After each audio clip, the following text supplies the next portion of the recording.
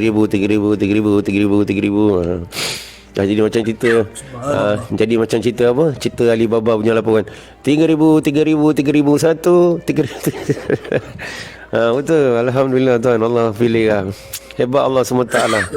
Pukul 1 pagi tu tuan-tuan, kalau tak ada duit telefon yang di Pertuan Agong pun betul-betul boleh datang nak tolong kita. Paling tidak soalan dia, siapa kau aku nak tolong kan? Berjuta lagi rakyat Malaysia aku nak tolong. Tapi telefon Allah Maha Agung, Allah tak kira siapa pun kita, Allah hantar pukul 1 pagi, bawa tak siapa-siapa datang bawa beg lah. Buka briefcase dia, 3,000. Ni jemaah tabligh kan, Masya Allah, Masya Allah. Doakan saya ya, dia kata. Allah tuan.